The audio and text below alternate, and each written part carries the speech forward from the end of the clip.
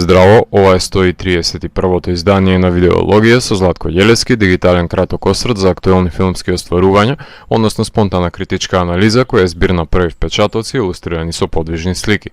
На денешниот репертоар е First Cow на Кели Рајкард, во кој станува збор за искусниот готвач фиговиц, глумен од Џон Магаро, кој патува на запад до Орегон заедно со групација на ловци на животни за нивното крзно. Меѓутоа, самениот готвач се спријателува со еден кинески имигрант, Кинг Лу, глумен од Орион Ли, откако ќе го згрижи една ноќ, а од тој добротен чин се развива пријателство кое прераснува во заедничка бизнис соработка за создавање на вкусни колачи, кои фиговиц за да ги направи да бидат доволно примамливи за купувачите прсти да излежат, користи млеко од кравата на еден богат земјопоседник, глумен од Тоби Џонс, молзејќи ја кришум на среден ноќта. Премисата на филмот е прилично симплифицирана и нема сеизмички перипети и пермутации, но и при оваа поедноставена форма успева режисерката Кели Рајкард да допре до основните човечки доблести, како што е грижеливоста и нудењето помош,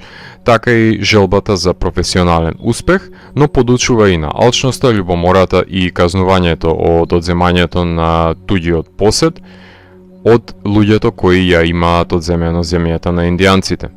Жанровски делото е концепирано во комодитетот на тропите на вестерн филмот, меѓутоа приказната е универзална и токму корпусот на човечки импулси и пориви ќе ги надмине лимитирањата на периодичното дело и ќе кореспондира со секој модерен гледач, давајќи му универзална димензија. Џон Магаро глуми резигниран и молчелив лик, кој си ги мери искажаните зборови, но исто како што Рајкард се докажува со визуелниот израз, наместо со зборови, така и за него императив е да ги докаже своите кулинарски способности со особеност на дело.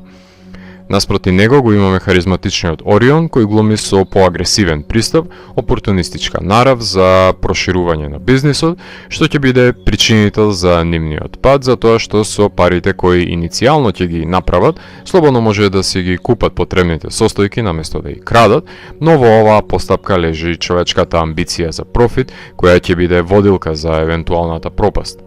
Тоби Џонс е секогаш добре дојдено појавление во секој филм, без разлика на типизираниот лик кој му е доделен,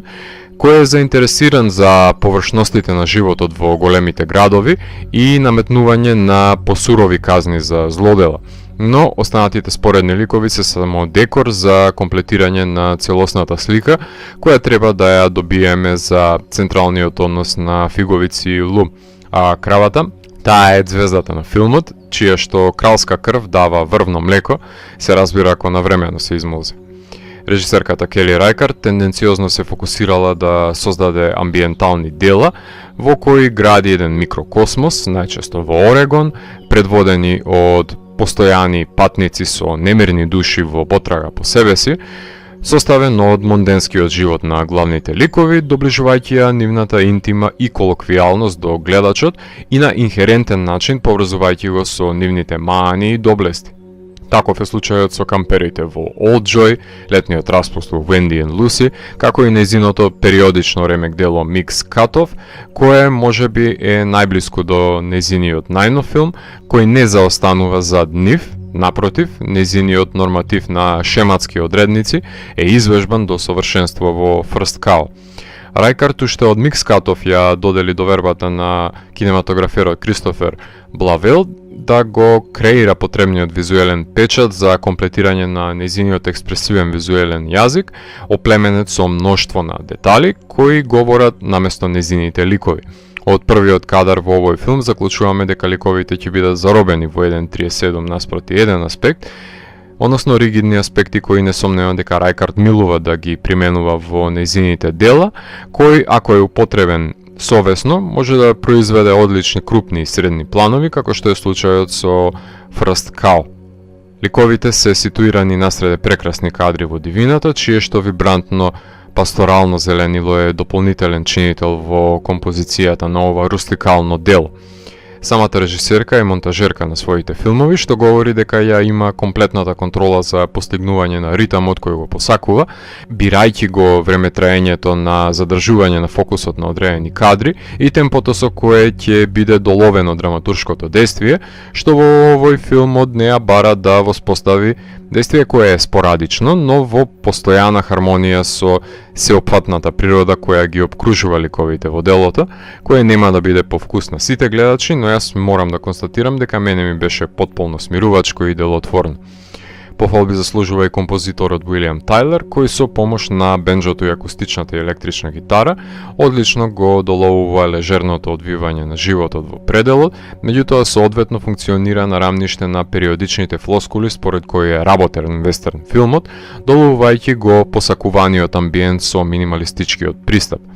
Филмот е адаптација на новелата на Джонатан Раймонд, кој имаше премиера на минатогодишното издание на филмскиот фестивал во Телюрайд, а потоа играше во Њу Јорк. Оваа година беше составен дел и од надпреварувачката програма на Берлинале, но не се закити со ниту една награда и има добра причина зошто. Известно е дека овој филм со неговата симплистичка фабула, технички решенија, периодична и жанровска посебност не нуди значенски исчекори во филмската уметност, па затоа нема да биде атрактивен за голем број на гледачи. Меѓутоа, техничката мајсторија беше доволно добар предуслов за мојот најомилен дистрибутер A24 да ги откупи правата за прикажување, кој сакаше да го зацементира на репертуарите на големото платно, затоа што на тој начин треба да се доживее филмот, но по подолгата преписка за доближување на делото до гледачите, попуштија во својата тврдоглавост и го приложија на дигиталните платформи, затоа што корона продолжува да извојува победи со несовесните жители.